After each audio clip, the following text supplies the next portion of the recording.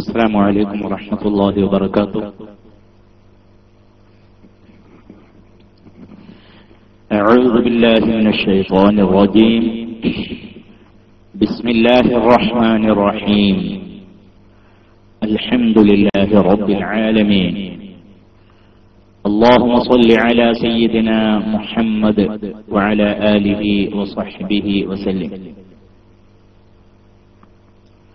Samastha Kerala Islamic class റൂമിലൂടെ എന്റെ ശബ്ദം കേൾക്കുന്ന പ്രിയമുള്ള സഹോദരന്മാരെ, സഹോദരികളെ, കുട്ടികളെ, റേഡിയോ മുഖേന ശബ്ദം കേൾക്കുന്ന പ്രിയമുള്ളവരെ, ഇൻഷാ അല്ലാഹ് ഇനി ഖുർആൻ പാരായണ പരിശീലനം. നാം തജ്വീദിന്റെ നിയമങ്ങളൊക്കെ പറഞ്ഞിരുന്നു, സിഫത്തുകളെ കുറിച്ച് പറഞ്ഞു. ഷിദ്ദത്ത്, അതുപോലെ തന്നെ ബൈനിയ റഖാവത്ത്, അതുപോലെ തന്നെ ഹംസ് ജഹർ, അതുപോലെ തന്നെ ഇസ്തിഅല, അതുപോലെ ഇത്ബാഖ്, ഇതൊക്കെ പറഞ്ഞു. അങ്ങനെ അക്കൂട്ടത്തിൽ റാഇനെ തഫ്ഹീമാക്കേണ്ട, തർഖീഖാക്കേണ്ട രണ്ടും പറ്റുന്ന സ്ഥലങ്ങളൊക്കെ പറഞ്ഞു. അതിന് സിഫത്തുകൾ എതിരിൽ നേരെ വിപരീതം വരുന്ന സിഫത്ത്, അങ്ങനത്തെ ചില സിഫത്തുകൾ, അതാണല്ലോ ഷിദ്ദത്ത്, അതിന്റെ നേരെ എതിരിൽ റഖാവത്ത്, ഹംസ് അതിന്റെ എതിരിൽ ജഹർ, ഇങ്ങനെ അത് നമ്മൾ പറഞ്ഞു. ഇനി എതിരിൽ വരാത്ത സിഫത്തുകളുണ്ട്, എതിരിലില്ലാത്ത സിഫത്തുകൾ. ഒന്ന് സഫീർ എന്ന് പറഞ്ഞിട്ടുള്ള സിഫത്തുണ്ട്. സഫീർ ഈ സിഫത്ത് ഏതൊക്കെ അക്ഷരത്തിനാണ്? സ്വാദ്, അതുപോലെ തന്നെ സീൻ, സായ്. സ്വാദ്, സീൻ, സായ്, ഈ അക്ഷരത്തിനുള്ള സിഫത്താണ് സഫീർ എന്ന് പറഞ്ഞത്. സഫീർ എന്ന് പറഞ്ഞാൽ അതിന്റെ ഒരു ഉദ്ദേശം എന്താണ്? ഈ അക്ഷരം ഒരു കുടുങ്ങിയ സ്ഥലത്ത് കൂടെയാണ് ഇതിന്റെ ശബ്ദം പോവുക, അങ്ങനെയല്ല. അതായത് നാവിന്റെ തല അടിയിലെ മുൻപല്ലിന്റെ ഉള്ളിലുള്ള പരന്ന സ്ഥലത്ത് തട്ടിച്ചു, എന്നിട്ട് മുകളിലെ പല്ലും അടിയത്തെ പല്ലിന്റെ അടുത്ത് വന്നു. നാവിന്റെ തല അടിയിലെ മുൻപല്ലിന്റെ ഉള്ളിലുള്ള പരന്ന സ്ഥലത്ത് തട്ടിച്ച് ഒന്നുകൊണ്ട് അമർത്തുമ്പോൾ നാവിന്റെ തല ഒന്ന് മുകളിലേക്ക് കയറി നിൽക്കും. ചുരുക്കത്തിൽ അവിടെ ഒരു കുടുങ്ങിയ സ്ഥലമാവും, അതിലൂടെ ഈ ശബ്ദം പുറപ്പെടുന്നു. അപ്പോ എന്താണ്? അങ്ങനെയാണ് അസ് എന്ന് പറയുമ്പോഴുള്ള അവസ്ഥ. അസ്, അതുപോലെ തന്നെ അസ്, അസ് ഒക്കെ അങ്ങനെയുണ്ടോ?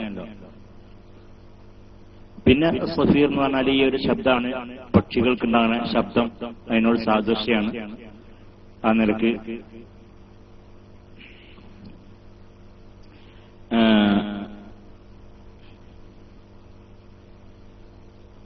മാത്രം. അതുപോലെ തന്നെ ഈ സീൻ, സ്വാദ്, സായ്, ഇതൊക്കെ എന്താണ്? അതിന് പ്രത്യേകത ഉണ്ട്. മറ്റ് ശബ്ദങ്ങളെ അപേക്ഷിച്ച് ഇത് പ്രത്യേകിച്ച് കേൾക്കാൻ സാധിക്കുന്നുള്ള ഒരവസ്ഥയുണ്ട്, ഇതിനുള്ള പ്രത്യേകതയാണ്. അതായത് ഇദാ സുൽസിലത്തിൽ അർദു എന്ന് പറയുമ്പോൾ സാ ഉഷാറായിട്ട് കേൾക്കണം, ബിസ്മി എന്ന് പറയുമ്പോൾ സീൻ ഉഷാറായിട്ട് കേൾക്കണം, സ്വമദ് അങ്ങനെ ഉണ്ടല്ലോ. അതിന് മറ്റുമായി ഞാൻ വിളിച്ചൊരു പ്രത്യേകതയും കൂടി പറയുകയാണ്.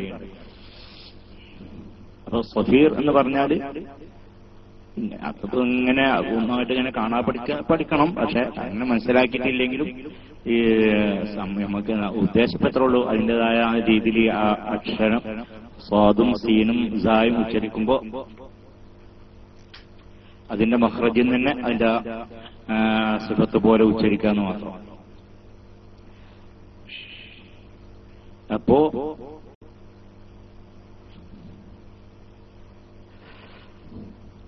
സഫീർ എന്ന് പറഞ്ഞാൽ ഒരു ഉദ്ദേശം, ഒരു കുടുങ്ങിയ സ്ഥലത്ത് കൂടെ ആ ശബ്ദം പുറപ്പെടുക എന്നുള്ളത്. ഏതാണ് ആ കുടുങ്ങിയ സ്ഥലം? നാവിന്റെ തല അടിയത്തെ പല്ലിന്റെ ഉള്ളിലുള്ള പരന്ന സ്ഥലത്ത് തട്ടിച്ച് ഒന്ന് അമർത്തുന്നു. പിന്നെ മേലെ പല്ല് അടിയത്തെ പല്ലിനോട് അടുത്ത് കൊടുന്നു വെക്കുന്നു. അങ്ങനെ ഈ അമർത്തുന്ന സമയത്ത് ഈ മേലത്തെ പല്ല് അടിയത്തെ പല്ലിന്റെ അടുത്ത് കൊടുന്ന് വെച്ചിട്ടുള്ള അതിന്റെ അടുത്തേക്ക് ഈ നാവിന്റെ തല അമർത്തുമ്പോൾ അതിന്റെ തല കഴിച്ച് ബാക്കിയുള്ള ഭാഗം ഉയർന്നിട്ട് അമർത്തുന്നതിനനുസരിച്ച് മേലേക്കൊന്ന് പൊന്തി നിൽക്കുന്നു. ചുരുക്കത്തിൽ അവിടെ മേലത്തെയും അടിയത്തെയും പല്ലും നാവിന്റെ തലയും കൂടിയിട്ട് ഒരു കുടുങ്ങിയ സ്ഥലമാണ് അപ്പൊ ഉണ്ടാവുക. അതിൽ കൂടെ ശബ്ദം പുറപ്പെടുക. ആ നിരക്ക് സഫീർ എന്ന് പറഞ്ഞാൽ ഒരു ഉദ്ദേശം അതാണ്. മറ്റൊരു ഉദ്ദേശം ഈ പക്ഷികളുടെ ശബ്ദം, അങ്ങനത്തെ ശബ്ദം, ആ ഒരു ഉദ്ദേശമുണ്ട്. മറ്റൊന്ന് ഈ ശബ്ദം മറ്റുള്ള ഇതിനെ അപേക്ഷിച്ച് ഒരു ഖുവ്വത്തുണ്ടാവും, ശക്തി കൂടുക കേൾവിക്ക്. അഥവാ നമ്മൾ സ്വകാര്യം പറയുകയാണെങ്കിലും ഈ അക്ഷരം കേൾക്കുന്നതാണ്. അങ്ങനല്ല, നമ്മള് രണ്ടാളുകൾ തമ്മിൽ സ്വകാര്യം പറയുകയാണെങ്കിലും മറ്റുള്ളവർക്ക് ബാക്കിയൊന്നും കേൾക്കുന്നില്ലെങ്കിലും കാണാം സീന് കേൾക്കുന്ന ഒരവസ്ഥ ഉണ്ടാവും. അങ്ങനെ കണ്ടല്ലോ. അതുപോലെ തന്നെ ഈ നിസ്കരിക്കുമ്പോൾ ജഹ്റാക്കാത്ത തഹിയ്യാത്തൊക്കെ അതിലേക്ക് ചെല്ലുന്ന സമയത്ത് അടുത്തിരിക്കുന്നവരെ ആ സീനിന്റെ ശബ്ദം നമുക്ക് കേൾക്കാൻ സാധിക്കും, മറ്റൊന്നും കേട്ടിട്ടില്ലെങ്കിലും. സുബ്ഹാനല്ലാഹ് സുബ്ഹാനല്ലാഹ് എന്ന് പറയുമ്പോൾ സൂ സൂ സൂ എന്നുള്ളത് കേൾക്കും, മറ്റുള്ളതൊന്നും കേൾക്കുന്നില്ലെങ്കിൽ. അങ്ങനെയല്ല. അപ്പൊ ഇതൊക്കെ ഉദ്ദേശിച്ചിട്ടാണ് ഈ സഫീർ സഫീർ എന്ന് പറഞ്ഞത്. അപ്പൊ അതിലാ കാര്യം മനസ്സിലാക്കാം. പിന്നുള്ളത് ഖൽഖല. ഖൽഖലത്താണ് പിന്നുള്ളത്. ഒന്ന് സഫീർ, പിന്നെ ഖൽഖല. അതിന്റെ അക്ഷരങ്ങൾ 5 അക്ഷരം. മറ്റത് സൈന് സ്വാദ് സായ്. ഇത് ഖൽഖല ഖുത്ബ്. ഈ ഖൽഖല എന്ന് പറഞ്ഞിട്ട് എങ്ങനെ നമ്മൾ മനസ്സിലാക്കിയാലേ, നമ്മള് ഒരു ഹർക്കത്തുള്ള അക്ഷരം ഉച്ചരിക്കുകയാണെങ്കിൽ, ഹർക്കത്ത് എന്ന് പറഞ്ഞാൽ ഏതാണ്? ഫത്ഹ്, കസ്റ, ദമ്മ. അപ്പോ നമ്മളിപ്പം ഒരു അക്ഷരം, ഒരു ബാഇന് ഫത്ഹ് കൊടുത്തിട്ട് നമ്മൾ ഉച്ചരിക്കുമ്പോ ശ്രദ്ധിക്കുക സംഭവം. ബാഇന് ഫത്ഹ് കൊടുത്തിട്ട് നമ്മൾ ഉച്ചരിക്കും. ബാഇന്റെ മഖ്റജ് അതാണ് ചുണ്ടും ചുണ്ടും. അപ്പോ ബാഇന് ഫത്ഹ് കൊടുത്തിട്ട് നമ്മൾ ഉച്ചരിക്കുമ്പോ എന്താണ്, എങ്ങനെയാണ് നമ്മളെ ഉച്ചരിക്കല്? ആദ്യം ഈ 2 ചുണ്ടും തമ്മിൽ ടച്ചാക്കി ഇങ്ങനെ വെക്കും അല്ലെ? അതിന് തുടക്കം എങ്ങനെയാക്കാരം? 2 ചുണ്ടും ടച്ചായിട്ട് ഇങ്ങനെ വെക്കും. ഒരു വെറും ബാ എന്ന് പറയാൻ മാത്രം പറയുകയാണെങ്കിൽ എന്താ ചെയ്യുക? ആദ്യം 2 ചുണ്ടും ടച്ചാക്കിയിട്ട് ഇങ്ങനെ വെച്ചതിന്റെ ശേഷം ബാ ബാ, അഥവാ ടച്ചായി ഇരിക്കുന്ന ഒരവസ്ഥയിൽ നിന്നാണ് അതിന്റെ തുടക്കം. ടച്ചായിട്ട് ഇരിക്കുന്ന 2 ചുണ്ടും ടച്ചായിട്ട് ഇങ്ങനെ ഇരിക്കുന്ന ചുണ്ടിനെ ഒരു അകൽത്തുക. 2 ചുണ്ടും കൊണ്ട് ആകുക. അപ്പോഴാണ് ബാ ഫത്ഹ ആവുന്ന സമയം, ഹർക്കത്താവുന്ന ശബ്ദം ഉണ്ടാകുക. അപ്പൊ തന്നെ ബൂ ബി എന്നൊക്കെ പറയുമ്പോ. ഇനി സുക്കൂനാകുമ്പോഴെങ്ങനെയാക്കാരം? സുക്കൂന് കൊടുത്തിട്ട് ഉച്ചരിക്കുകയാണെങ്കിലോ, സുക്കൂന് കൊടുത്തിട്ട് ഉച്ചരിക്കുകയാണെങ്കിൽ ആദ്യം ഈ 2 ചുണ്ടും അകലത്തിലായിരിക്കും, പിന്നീട് വന്ന് ടച്ചാവുക. അബ് അബ് അല്ലെ? ആദ്യം 2 ടച്ചാവാത്ത ഒരവസ്ഥയിൽ നിന്ന് ടച്ചാവുന്ന ഒരവസ്ഥയ്ക്ക് വരികയാണ് ചെയ്യുന്നത്. ഹർക്കത്താകുമ്പത്തിന്റെ നേരെ എതിരും. അപ്പോ ഇങ്ങനെയുള്ള സംഭവം അല്ലെ അം എന്ന് പറയാം. അബ് എന്നുള്ള ഖൽഖല. അപ്പൊ നമ്മള് ഉദാഹരണത്താല് അതിന്റെ ശേഷം വേറെ. അപ്പൊ മീമ് പറയാം അം, ചുണ്ട് ടച്ചായിട്ടിരിക്കണം. അല്ലെങ്കിൽ ഫത്ഹ ആകുമ്പോഴോ മാ, ചുണ്ട് 2 അകലുന്നു. സുക്കൂനാകുമ്പോ അം, ചുണ്ട് 2 ടച്ചായി. ഇങ്ങനെ ഉള്ള അക്ഷരങ്ങള് അങ്ങനെയല്ലോ. അതിൽ ചില ഈ ഖുത്ബ് എന്ന അക്ഷരത്തിന് ഇങ്ങനെ അതിന് സുക്കൂനാകുമ്പോ ഇങ്ങനെ ടച്ചാകുന്ന അവസ്ഥ തന്നെ ഉണ്ടാവുക. അപ്പൊ അം എന്ന് പറയുമ്പോൾ 2 ചുണ്ടും ടച്ചായി. അതുപോലെ തന്നെയാണ് അക് എന്ന് പറയുമ്പോൾ ടച്ചാകണം. അതുപോലെ അജ് എന്ന് പറയുമ്പോൾ ടച്ചാണ്. അത്വ എന്ന് പറയുമ്പോൾ തന്നെ ഖൽഖലായി അതിന്റെ മുമ്പ്. അപ്പോ ഇങ്ങനത്തെ ഒരവസ്ഥയിൽ ഇങ്ങനെ അം എന്ന് പറയുമ്പോൾ ഒരു പ്രയാസമില്ല നമുക്ക്. അം 2 ടച്ചായിട്ട് അങ്ങനെ പിടിച്ചിരുന്നാലും അം എന്ന് പറയുമ്പോ അല്ലെ അഷ് എന്ന് പറഞ്ഞാലും ബുദ്ധിമുട്ടില്ല. പക്ഷെ ഈ 5 അക്ഷരത്തിന് ഇങ്ങനത്തെ അവസ്ഥയിൽ ഉച്ചരിക്കുമ്പോ അതൊരു പ്രയാസം ആയതുകൊണ്ട് തന്നെ അതിനൊരു പ്രയാസം തോന്നിയ അറബികൾക്ക് അങ്ങനെ പ്രയാസത്തിൽ നിന്ന് മാറാൻ വേണ്ടിയിട്ട് വലിയ ഖൽഖല എന്നൊരവസ്ഥയ്ക്ക് എത്തിച്ചു. അഥവാ നമ്മള് മാ എന്ന് പറയുമ്പോ നമ്മൾ 2 ചുണ്ടും അകലം പാലിച്ചു, അകലത്തേക്ക് നിന്നു, ടച്ചായിട്ടല്ലാത്ത ഒരവസ്ഥയ്ക്ക് നിന്നു. ഇതേ അവസ്ഥയിൽ എന്ത് ചെയ്യുക? ഈ ജതി എന്നുള്ള 5 അക്ഷരത്തെ സുക്കൂനാവുന്ന സമയത്ത് 2 സ്ഥലം തമ്മിൽ അകലത്തേക്കാക്കുക, ദൂരത്തേക്കാക്കുക. അതെ, ആദ്യം ടച്ചായി ഉടൻ തന്നെ അകലത്തേക്ക് നിന്നു മാ എന്ന് പറയുന്ന അവസ്ഥയിലേക്ക്. സത്യത്തില് യഥാർത്ഥത്തില് സുക്കൂനാകുമ്പോ അവിടെ പിടിച്ചു നിൽക്കുക വേണ്ടത്. 2 സ്ഥലം കൂടിയിട്ട് അകലത്തേക്ക് വരികയല്ല ചെയ്യേണ്ടത്. എല്ലാ അക്ഷരത്തിനും സുക്കൂനാകുമ്പോ ടച്ചായിട്ട് ഇങ്ങനെ നിൽക്കുക വേണ്ടത്. പക്ഷെ ഇത് ടച്ച് ആകുമ്പോൾ ആ വിഷമം മാറാൻ വേണ്ടിയിട്ട് അത് ടച്ചായെങ്കിൽ പെട്ടെന്ന് തന്നെ ആ ടച്ചായ ഉടനെ തന്നെ അതിനെ പിൻവലിക്കുക, ദൂരത്തേക്കാക്കുക.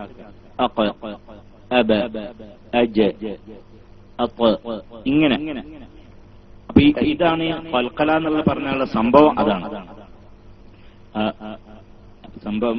ഖൽഖല എന്നുള്ള സംഭവം മനസ്സിലാക്കാൻ എങ്ങനെ മനസ്സിലാക്കേണ്ടത്? ആദ്യം ഒരു അക്ഷരത്തിന് ഫത്ഹ് കസ്റ ദമ്മ ഒക്കെ കൊടുക്കുന്ന സമയത്ത് ആ രണ്ട് സ്ഥലം തമ്മിൽ ദൂരം ചുണ്ടും ചുണ്ടും കൊണ്ട് വേറിട്ട് ടച്ചല്ലാത്തൊരവസ്ഥയിൽ നിൽക്കും. സുക്കൂനാകുമ്പോഴോ ടച്ചായ അവസ്ഥയിലായിരിക്കും. എന്നാൽ എന്ന ഈ അഞ്ചക്ഷരത്തിന് അങ്ങനെ ടച്ചായി നിൽക്കുന്ന അവസ്ഥ ഒരു പ്രയാസമാണ്. ആ പ്രയാസം മാറാൻ വേണ്ടിയിട്ട് അറബികൾ എന്ത് ചെയ്തു?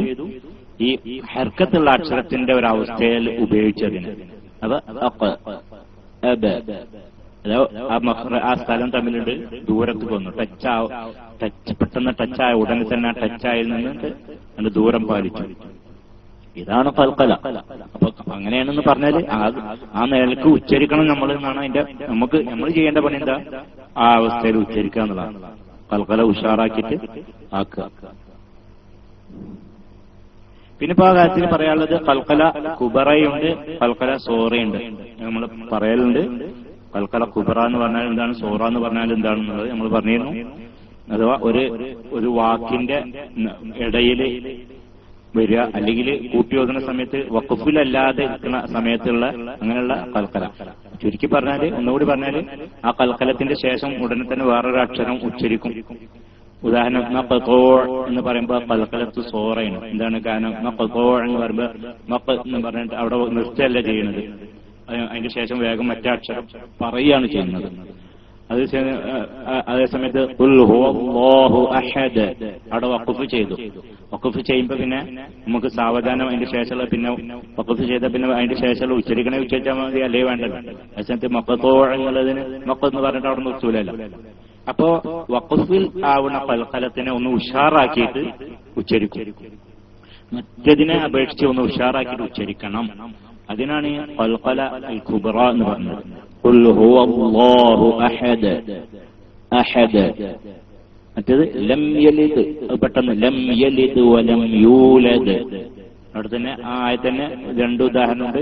ലം യലിദ് വലം യൂലദ്. ലം യലിദ് എന്ന് പറഞ്ഞേക്കാൾ ഒരു പൊടി ഉഷാറാക്കിയിട്ടാണ് വലം യൂലദ് എന്ന് പറയാൻ നമുക്ക് സാധിക്കും. കാരണം വഖഫായാണ്. അതാണ് ഇപ്പൊ ഈ ഖൽഖല കുബ്രയും സൂറ എന്ന് പറഞ്ഞത്. അപ്പോ അങ്ങനെ അപ്പൊ ഈ രണ്ട് കാര്യം നമ്മൾക്ക് ഇപ്പൊ പറഞ്ഞു മാത്രം.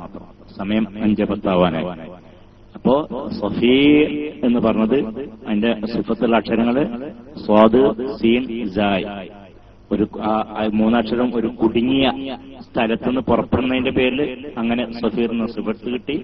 മാത്രമല്ല അതൊരു പക്ഷിയുടെ ശബ്ദത്തിനോട് തുല്യമായ ശബ്ദം. അതുപോലെ തന്നെ ഈ ശബ്ദം മറ്റുള്ളതിനേക്കാൾ കേൾക്കുന്ന കാര്യത്തിൽ ഒരു ശക്തി കൂടും. അങ്ങനെ ഈ 2-3 ഉദ്ദേശങ്ങൾ. അപ്പൊ എന്താന്ന് പറഞ്ഞാൽ എന്താ ഇപ്പൊ സഫീർ എന്ന് ചോദിച്ചാല് കുട്ടികളോട് ഇങ്ങനെയൊക്കെ പറഞ്ഞു കൊടുക്കാന്ന് അർത്ഥം. എന്താണ് സഫീർ എന്ന് പറഞ്ഞപ്പോ എന്താണെന്ന് പറഞ്ഞാല് ഇതിങ്ങനെയൊക്കെയുള്ളതാണ് പറഞ്ഞു കൊടുക്കാൻ. അതായത് നമ്മൾക്ക് വേറൊന്നുകൂടി പറഞ്ഞാൽ ഈ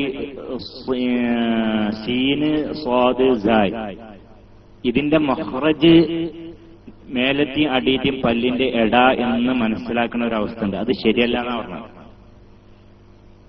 സീനിന്റെ മഖ്റജ് മേലെയും താഴത്തി അടിയിലും മേലത്തെയും പല്ലിന്റെ എട, അത് ശരിയല്ല. മഖ്റജ് ഏതാണ്? മഖ്റജ് നാവിന്റെ തല അടിയിലെ പല്ലിന്റെ ഉള്ളിലെ പരന്ന സ്ഥലത്ത് തെറ്റിച്ചിട്ട് ആണ് ഉച്ചരിക്കേണ്ടത്. അതാണ് അതിന്റെ മഖ്റജ്. പക്ഷെ അങ്ങനെ ഉച്ചരിക്കുമ്പോൾ ഈ ശബ്ദം പുറപ്പെടുന്ന സ്ഥലം ഈ സ്ഥലമാണ്.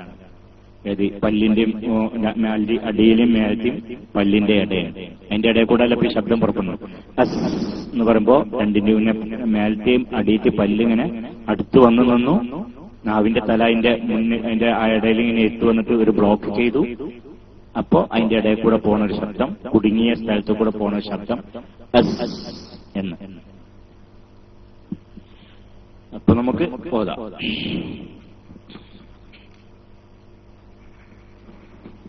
أعوذ بالله من الشيطان الرجيم